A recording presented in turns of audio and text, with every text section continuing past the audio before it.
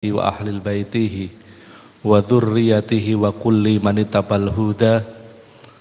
Asyhadu an la ilaha illallah wahdahu la syarikalah wa asyhadu anna Muhammadan abduhu wa rasuluhu la nabiyya wa la rasula ba'dah.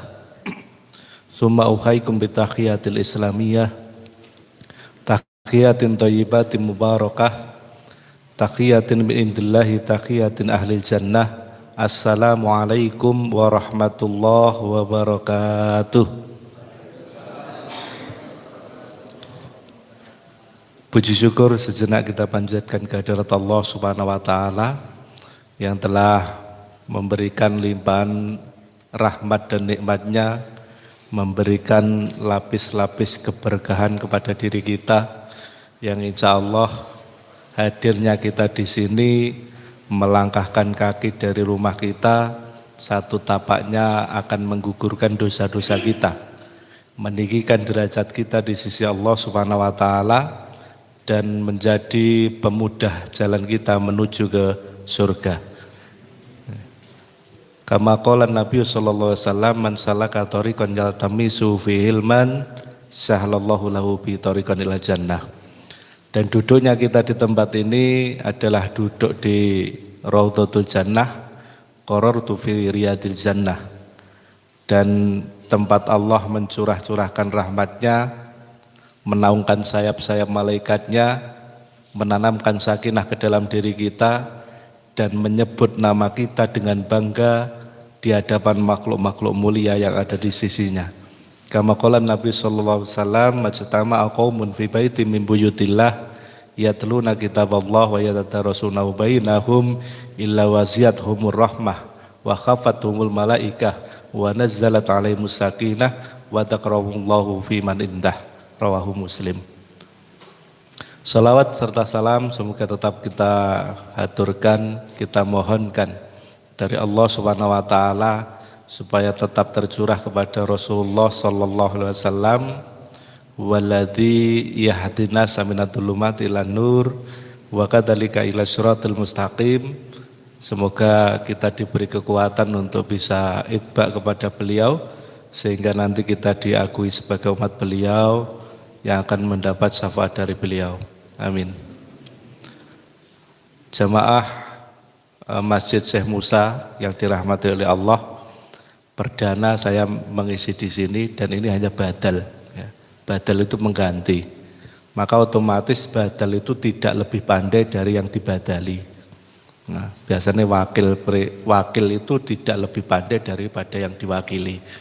Maka beliau Ustadz Gufron tentu lebih daripada saya. Saya cuma badali beliau supaya tidak kosong di dalam majelis ilmu. Karena majelis ilmu itu adalah majelis yang diberkahi oleh Allah Subhanahu wa taala. Berkah itu apa? Berkah itu adalah ziyadatul khair minallah. Bertambahnya kebaikan-kebaikan dari sisi Allah Subhanahu wa taala. Maka setiap apa yang kita dengar, setiap apa yang kita hafalkan dan kita pahami, ini belum diamalkan saja, ini sudah merupakan pahala bagi kita semua. Nah, kita akan dikasih rahmat oleh Allah. Rahmat itu adalah kasih sayang.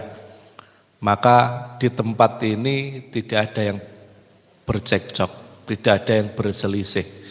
Ya meskipun di rumah dengan tonggo ini agak tidak rukun, tapi di tempat ini meskipun bersama tetap di dalam naungan kasih sayang. Nah, kemudian akan dinaungi oleh malaikat. Malaikat yang menaungi ini adalah malaikat kiramil baroroh. Malaikat yang senantiasa menjaga diri kita untuk tetap berada di jalannya Allah. Nah, kalau kita mau menyeleweng nanti akan diingatkan oleh malaikat itu. Nah, ini keutamaan majelis ilmu. Kemudian akan ditanamkan sakinah kepada diri kita. Sakinah itu ketenangan hati, ketentraman jiwa. Maka ketika kita hadir di majelis ilmu, ini hati kita akan tenang. Ya, meskipun banyak persoalan yang kita pikirkan di rumah, banyak hutang yang kita tanggung, tetapi hadir di tempat ini lupa. Nah, Tapi nanti pulang ya ingat lagi. Nah, tapi tidak masalah ketika hadir di sini kita sudah melupakan hal itu. Nah, ini adalah ketenangan dari Allah Subhanahu wa taala. Dan yang paling utama adalah yang kita nanti-nantikan adalah wa dzakarahullahu fi man indah. Nama kita akan disebut oleh Allah Subhanahu wa taala di antara makhluk-makhluk mulia yang ada di sisinya. Siapa makhluk-makhluk mulia yang ada di sisinya? Tentu adalah para ahlul jannah, para penghuni surga, ya kaum siddiqin, kaum syuhada, para solihin dan nabiin. Nah, itu kita akan disebut nama kita dengan bangga kepada para ahlul jannah itu. Berarti sangat istimewa. Ahlul ilmi yang hadir di dalam majelis ilmu itu sangat luar biasa. Maka tidak ada yang heran, tidak ada yang perlu dikhawatirkan ketika kita hadir di majelis ilmu, pasti banyak yang kita dapatkan. Nah, dan mungkin saja karena saya baru perdana kali ini mengisi di sini, kemungkinan apa yang saya sampaikan pernah disampaikan oleh ustadz lain. Tetapi jangan menjadi iki wis disampaikan nih Ustadz Gufron. Nah, kok disampaikan nih? Nah, saya tidak tahu disampaikan atau belum, tapi kemungkinan ini juga pernah disampaikan oleh ustadz yang lain. Maka jangan rugi, jangan getun ya dengan hal itu. Karena Yahya bin Ma'in ketika Ahmad bin Hambal ketika berhaji bersama Yahya bin Ma'in itu rencananya sepulang haji mau terus ke San'an menimba ilmu kepada Imam Abdur Razak As-San'ani ya, yang berada di San'an. Nah ternyata Imam Abdur Razak itu juga sedang berhaji ya. Nah kemudian Yahya bin Ma'in ini mengusulkan pada Ahmad bin Hambal, wahai Syekh, kenapa tidak kita temui saja Imam Abdur Razak di tempat ini, kemudian kita minta beliau untuk membacakan kitab musannafnya, kita catat. Nah, maka Ahmad bin Hambal mengatakan ilmu yang berkah tidak diperoleh dengan cara seperti itu. Maka akan aku tunggu sampai urusan Imam Abdur Razak selesai, kemudian beliau pulang ke San'an, baru kita mengikuti ke San'an. Nah, ternyata sepulang haji selesai, Imam Abdur Razak tidak segera pulang. Masih ada banyak urusan di tempat itu, sehingga ketika bekalnya Ahmad bin Hambal ini habis, Imam Abdur Razak baru pulang. Sehingga Ahmad bin Hambal dan Yahya bin Ma'in harus bekerja untuk mencari uang, meneruskan ke San'an. Nah, setibanya di San'an, kemudian mengkaji kitab musannaf dari Imam Abdur Razak As-San'ani itu siang dan malam. Sedangkan pagi beliau tidak ikut kajiannya Imam Abdur Razak As-San'ani. Nah, hafal Imam Abdur Razak itu hafal. Apakah ini Muhammad bin Hambal? Iya, Syekh. Kok saya melihat antum ini cuma sore dan malam hari? Kemana kalau pagi? Saya bekerja, Syekh. Karena bekal saya sudah habis. Sudah tidak usah bekerja, ikut saja bersama saya. Tidak, Syekh. Ilmu Anda lebih saya cintai daripada dunia seisinya. Biarkan saya bekerja. Nah, nanti untuk sore dan malam saya ikut kajian antum. Jadi pengajiannya Imam Abdur Razak As-San'ani itu 24 jam. Nah, kalau di sini berapa jam? Nah, 1 jam wis sing selonjor, sing senden dan lain sebagainya. Gitu. Nah, kemudian ternyata kitab musannaf yang dikarang oleh Imam Abdur Razak As-San'ani itu semua isi hadisnya Ahmad bin Hambal sudah tahu. Jadi setelah menghatamkan kitab musannaf, Ahmad bin Hambal pulang, di dalam perjalanan ditanya oleh Yahya bin Ma'in, Syekh, bukankah semua hadis dalam kitab musannaf itu antum sudah tahu? Iya. Kenapa kita harus menghatamkannya? Karena saya ingin mendapatkan berkahnya majelis ilmu. Nah, jadi meskipun sudah tahu, tetap mempunyai motivasi untuk belajar di majelis ilmu itu. Jadi kemungkinan juga nanti apa yang saya sampaikan sudah pernah disampaikan, ya tidak masalah. Yang penting kita mendapatkan berkahnya majelis ilmu ini. Oke, gitu Bapak Ibu. Nah, kita akan mengkaji Quran surat An-Nisa ayat 9. Kenapa saya mengambil ini? Karena kebanyakan dari kita itu masjid-masjid kita itu anti dengan anak kecil. Ya. Tadi ada anak kecil ruam itu getah ya, kon ngalih. Nah, akhirnya generasi penerus kita itu nanti akan menjadi generasi yang lemah. Maka ayat ini saya ambil supaya mengingatkan saya sendiri, kemudian juga para jamaah, supaya kita benar di dalam mendidik anak dan tidak salah penerapan di dalam kita melakukan pendidikan parenting kepada anak. Nah, a'udzubillahi minasyaitonirrajim. Wal yasalladzina law taraku min khalfihim dzurriyyatan di'afa khafu 'alaihim falyattaqullaha wal yaqulu qaulan sadida. Ayat yang sangat singkat ya. Ayat yang sangat singkat ini akan memberikan nuansa yang sangat panjang bagi diri kita. Kenapa? Ayat ini diletakkan oleh Allah itu bersama dengan ayat-ayat warisan. Jadi bersama dengan ayat-ayat warisan. Tetapi di ayat 9 ini tidak berbicara masalah waris. Meskipun di situ ada kata-kata wal yasalladzina law taraku min khalfihim dzurriyyatan di'afa, dan hendaklah kalian itu takut apabila meninggalkan keturunan dalam kondisi yang lemah. Lemahnya di sini ternyata itu bukan lemah hanya ekonominya saja, tetapi dari segala hal itu bisa lemah. Nah, kelemahan ini itu bisa menjadi pemicu bahwa bobroknya suatu kaum di kemudian hari. Nah, kenapa seperti itu? Karena zaman itu akan terus berubah. Zaman itu akan terus berubah, terus berkembang. Makanya sampai Ali bin Abi Thalib mengatakan, alimu auladakum ala ghairi sakilatikum fa innahum mahlukuna li zamanin ghairi zamanikum. Nah, didiklah anak-anak kalian atas hal yang berbeda dengan keadaan kita sekarang ini. Ya. Kenapa kok seperti itu? Karena mereka adalah makhluk yang hidup untuk satu zaman yang berbeda dengan zaman kita. Maka sudah terbukti ini. Ya.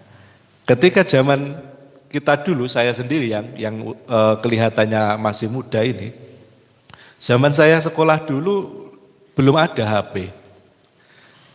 Nah, kemudian lulus SMA baru memiliki HP yang hanya bisa untuk telepon dan SMS itu saja. Nah, itu saja mengoperasikan harus membaca buku petunjuk. Nah, maka yang pertama kali kita buka ketika membeli barang elektronik adalah buku petunjuk, bagaimana cara penggunaannya. Anak-anak sekarang tidak perlu buku petunjuk. Belikan HP, kasihkan, dalam 5 menit sudah bisa mengoperasikan. Maka ini adalah era digital native. Zaman kita adalah zaman analog. Nah, maka anak-anak kita itu tidak kenal dengan kaset pita. Jadi hubungan antara kaset dengan pensil 2B, mereka tidak ada yang tahu. Kalau kita masih tahu, kaset dengan pensil 2B adalah untuk mengembalikan putarannya itu. Zaman sekarang tidak ada yang tahu, anak-anak zaman sekarang. Kenapa? Memang era sudah berubah. Nah, zaman kita dulu, ketika kita periksa ke dokter, kemudian dokter menyarankan, Pak, jangan makan pedas, jangan makan yang asin. Nah, penyakit Bapak ini akan kambuh lagi kalau makan pedas dan asin. Zaman dulu taat, Pak. Zaman sekarang ketika ditanya, Pak, jangan makan pedas dan asin. Wong kata Google tidak seperti itu, Pak. Saya lihat di Google itu makan pedas tidak apa-apa. Maka sekarang itu dokternya adalah Google, gurunya adalah Google. Nah, maka ayatnya menjadi fas'alu Google in kuntum la ta'lamun. Bertanyalah kepada Google kalau kita tidak tahu. Apapun di Google itu sekarang sudah ada. Nah, bahkan tengu India, diketik tengu India muncul. Nah, apa yang tidak ada di dalam Google? Nah, itu zaman kita tidak ada. Nah, zaman kita dulu seperti itu tidak ada. Perpustakaan terbesar di Italia itu tidak punya buku. Nah, bayangkan perpustakaan terbesar tidak punya buku. Apa bukunya? E-book. Jadi bukunya adalah berbentuk elektronik. Nah, sama seperti ini. Ya. Berbentuk elektronik. Jadi kalau mengunjungi perpustakaan tidak perlu membawa buku-buku. Nah, cukup membawa gadgetnya, kemudian daftar. Nah, di situ terus ingin membaca apa buku yang diminta, ketik di situ langsung muncul berbentuk elektronik buku atau e-book. Nah, zaman kita ya namanya perpustakaan ya tatanan buku itu kan. Nah, kemudian mencari, goleki, carane nyaur utang ki piye, dicari-cari. Nah, zaman sekarang tidak perlu seperti itu. Nah, zaman dulu ini menjadi lawakan ketika ada Dono Kasino Indro ya, Warkop itu ada lawakan di situ ketika Dono membaca surat kabar, kemudian dibaca dibutuhkan karyawan, nah, dibutuhkan karyawan, gaji 5 juta, nah, modal dari diri sendiri, peralatan diri sendiri, bahan masakan diri sendiri, dan memasak serta memasarkan diri sendiri. Itu kan ditertawakan zaman dulu. Nyapa dadak daftar pekerjaan yang kono lek modal awake dhewe, peralatannya awake dhewe di pasar-pasarnya dhewe kok dadak daftar di tempat itu. Kan menjadi lawakan. Dan zaman sekarang yang namanya Grab, Gojek itu motornya punya siapa? Punya sendiri. Yang mencari penumpang siapa? Ya dia sendiri, mengantarkan sendiri, kemudian juga dioperasikan sendiri. Tetapi harus menyetorkan fee-nya ke aplikasi itu. Nah, ini sudah berbeda. Zaman kita tidak ada kan seperti itu. Nah, kemudian sekarang belanja itu tidak perlu ke toko. Dari kamar saja sudah bisa belanja. Apa yang ingin dibeli, dibayar juga saat itu, nanti akan datang sendiri diantar oleh kurirnya. Nah, zaman sekarang seperti itu. Nah, makanya ada ibu-ibu yang kaget, shock ada tagihan sebesar 1.200.000. Nah, apa ini? Ternyata anaknya di dalam kamar itu bermain beli online. Beli online. Ada tagihan, nah, ternyata anaknya itu. Nah, maka hal itu menimbulkan bahwa kita harus pandai-pandai di dalam mendidik anak supaya generasi ke depan itu bukan dzurriatan dhi'afa, bukan generasi yang lemah. Meskipun ayat ini disampaikan dengan ayat-ayat waris, tapi Allah ingin menegaskan bahwa ini bukan soal warisan saja, bukan hanya soal kekayaan saja. Karena apa? Karena kalau soal kekayaan, ini ada kisahnya ketika Khalifah Al-Walid bin Ibnu Malik memerintah, kemudian beliau meninggal. Warisan kepada anak-anaknya itu sebesar 40 juta dinar. Dinar itu emas. Nah, kalau dirupiahkan 1 dinar itu setara dengan 4,25 gram emas. Kalau dirupiahkan, kalau dan emasnya ini 22 karat, bukan hanya campuran saja. Nah, jadi 1 dinarnya itu setara dengan 4,25 gram emas, 22 karat, harganya 2,5 juta. Berarti kurang lebih ya 100 triliun untuk satu anaknya. Ini warisan dari Khalifah Al-Walid bin Abdul Malik. Ya. Belum ini sawah, ternak dan lain sebagainya belum. Kemudian Al-Walid meninggal, digantikan oleh adik iparnya Sulaiman bin Abdul Malik. Kemudian Sulaiman bin Abdul Malik meninggal, digantikan oleh Umar bin Abdul Aziz. Ya. Nah, Umar bin Abdul Aziz ini ketika meninggal, anak-anaknya itu hanya mendapat warisan 8 dirham. Dirham itu perak. Nah, 1 dirhamnya itu setara dengan 3,5 gram perak, seharga 7.000.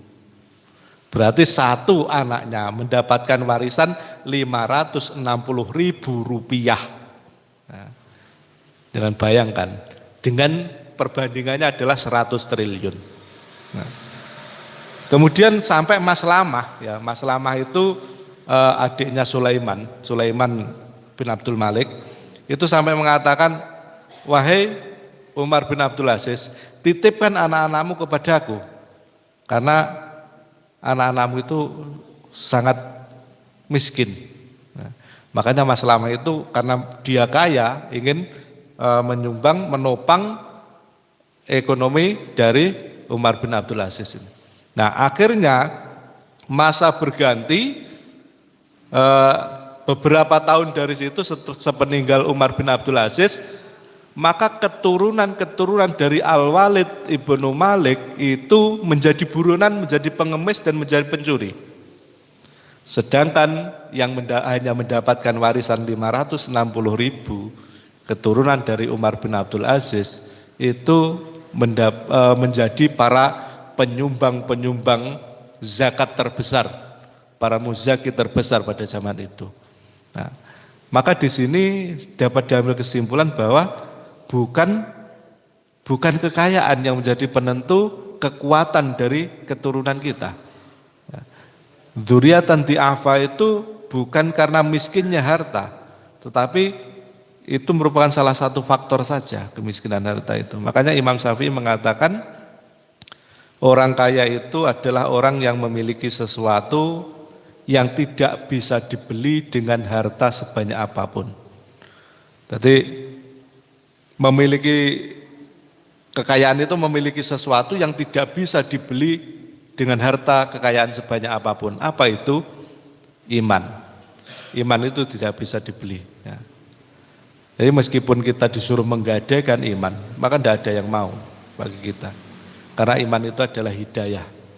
Ya, hidayah dari Allah Subhanahu wa taala, dan tidak semua orang mendapatkan hidayah itu. Hidayah itu adalah hak prerogatif Allah. Makanya di dalam sehari semalam minimal kita 17 kali kita minta hidayah kepada Allah, ditetapkan pada diri kita lewat ihdinas siratal mustaqim. Ya Allah, tunjukkanlah kami jalan yang lurus. Jalan yang lurus itu adalah jalan hidayah itu. Maka tidak ada yang menjamin bagi kita, sesoleh apapun saat ini, belum bisa menjamin akhir hayat kita itu tetap memegang teguh hidayah itu. Karena Bal'am bin Bawra, seorang ulama besar pada zaman Nabi Musa, bahkan doanya itu mustajab. Apapun yang didoakan itu selalu terkabul, karena dia adalah ulama besar, juga ahli ibadah. Tapi karena tergiur dengan harta yang diiming-iming oleh Raja Fir'aun, akhirnya menyesatkan Nabi Musa di dalam doanya, yang ternyata doa itu dibalik oleh malaikat. Lidahnya Bal'am bin Bawra itu mendoakan kepada Fir'aun, yang celaka akhirnya menjadi Fir'aun. Nah, Bal'am bin Bawra, seorang ulama besar itu saja mati dalam keadaan kafir.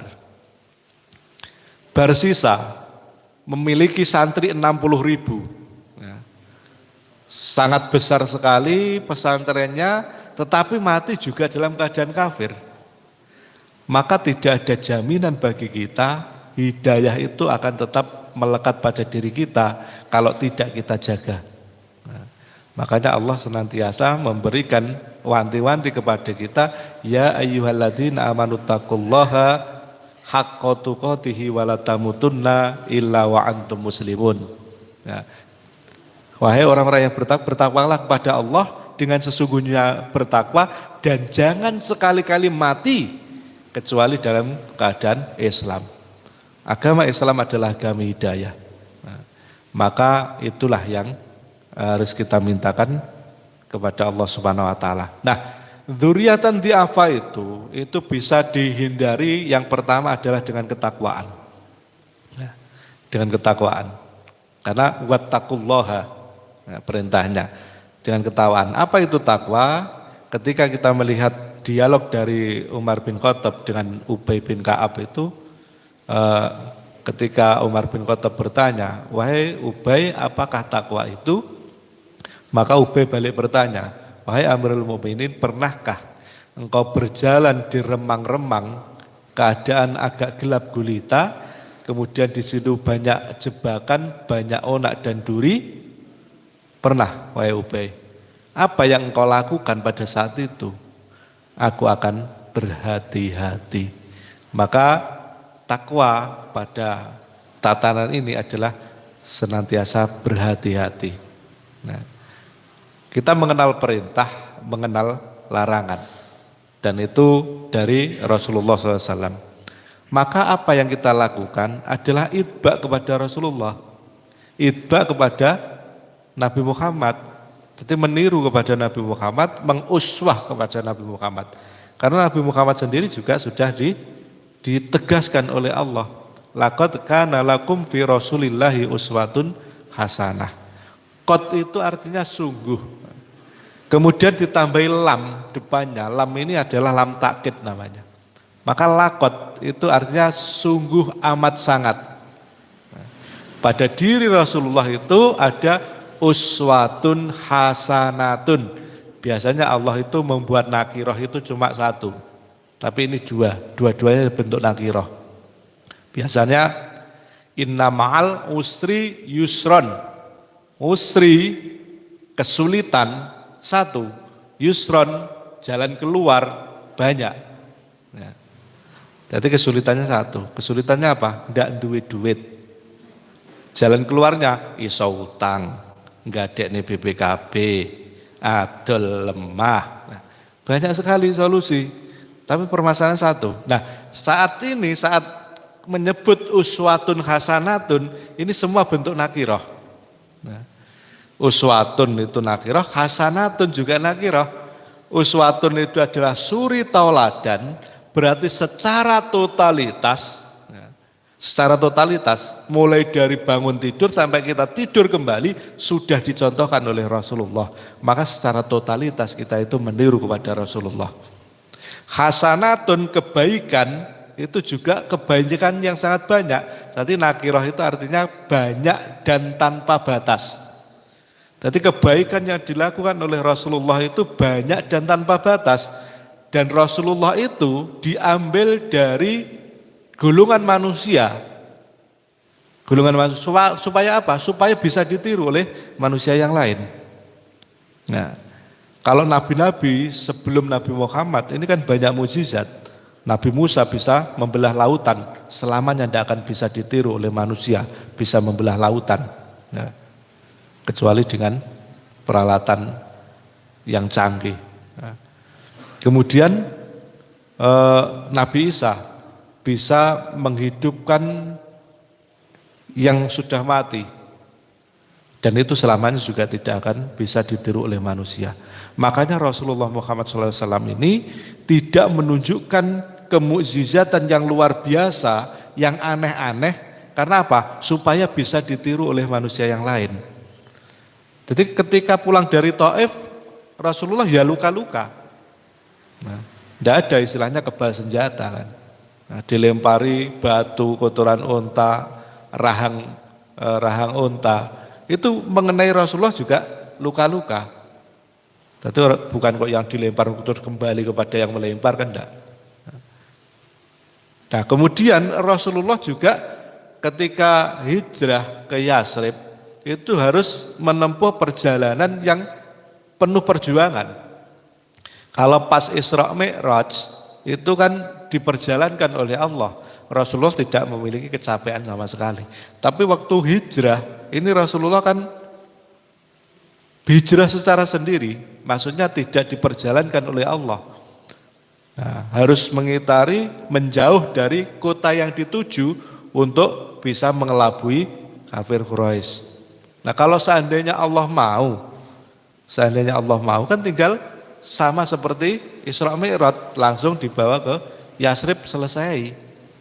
Tapi kenapa harus melalui perjuangan? Supaya bisa dicontoh oleh umat manusia yang lain atau umatnya sebada Rasulullah itu. Ya, itu Bapak Ibu. Jadi Rasulullah itu adalah manusia yang dipilih. Makanya uswatun hasanatun ini tepat disandang oleh Rasulullah Muhammad SAW. Nah, jadi kita mensuri tauladani secara totalitas.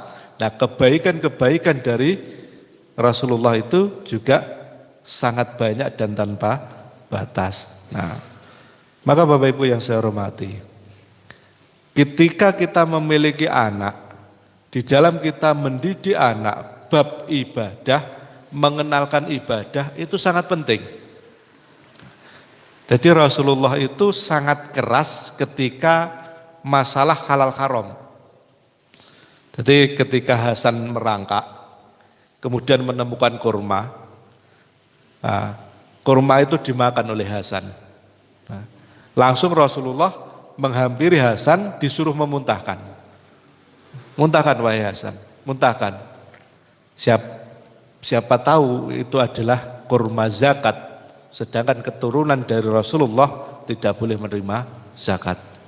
Nah, tentang halal haram sangat keras.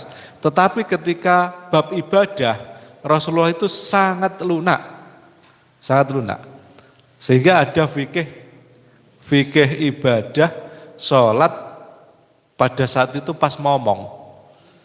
Karena Rasulullah sendiri melakukan ketika Husain itu senang ketika naik di punggungnya Rasulullah. Jadi ketika Rasulullah sujud, itu dinaiki oleh Husain.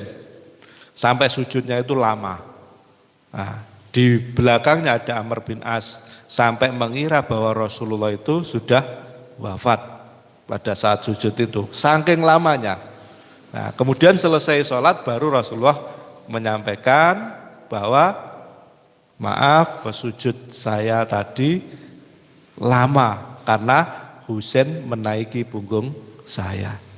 Nah, dan saya tidak mau merusak kesenangannya Husain, maka saya tunggu sampai dia turun secara keinginannya sendiri. Bayangkan ketika sholat malah justru seperti itu.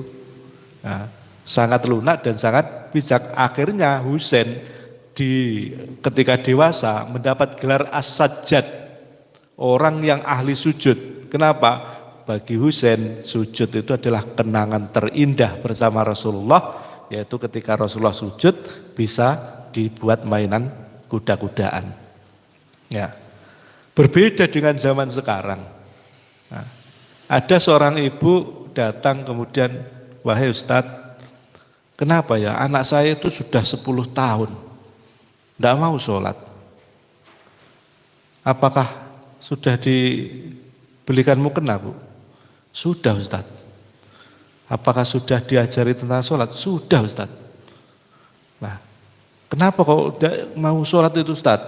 Nah, sekarang saya tanya, Bu, ketika waktu kecil anak ibu itu pernah mengganggu ibu sholat enggak? Pernah, Ustadz. Gelandang-gelandang mau kena ibu? Iya. Terus apa yang ibu ya lakukan? Ya tak jiwit, Tat. Itu yang membuat anak trauma. Kenapa? Ketika di waktu-waktu biasa bermain, bercanda dengan ibu, ini bersendagurau bersama bisa. Tetapi ketika sholat, ibu justru menjadi monster bagi anaknya. Ketika anaknya ingin bermain dengan ibu justru mencubitnya. Maka dia benci dengan sholat karena sholat telah membuat ibunya berubah menjadi monster. Maka tidak boleh kita keras ketika kita melakukan sholat itu. Nah, jadi kepada anak seperti itu.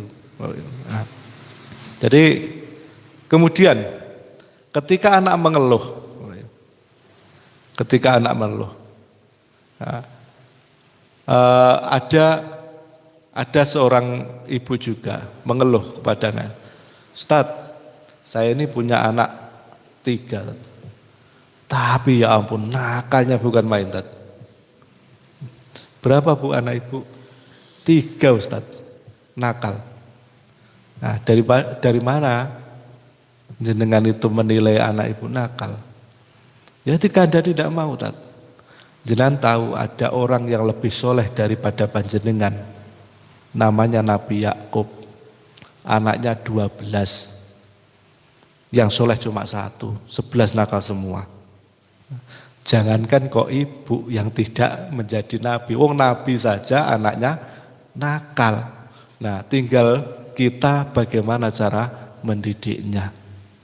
Nah, jadi ketika di Turki, Bapak Ibu, di Turki itu kalau anak-anak bermain di masjid itu justru malah disediakan tempat bermain.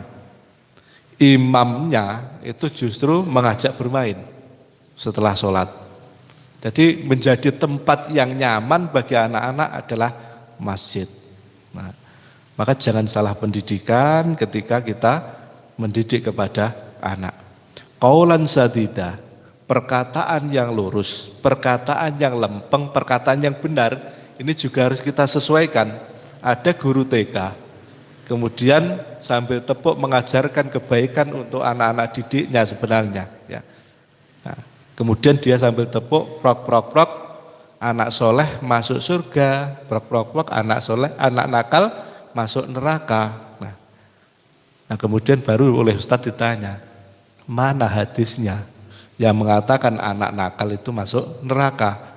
Anak-anak itu tidak ditulis dosanya, diangkat pena. Yang diangkat pena kan hilang akal, anak-anak, kemudian yang hilang kesadaran. Hilang akal itu berarti ya gila atau pikun, hilang kesadaran itu berarti yang pingsan, koma, terus anak-anak itu tidak dicatat dosanya. Nah, jadi bagaimana anak nakal kok bisa masuk neraka? Wong hadisnya saja mengatakan tidak dicatat. Nah, jadi seperti itu.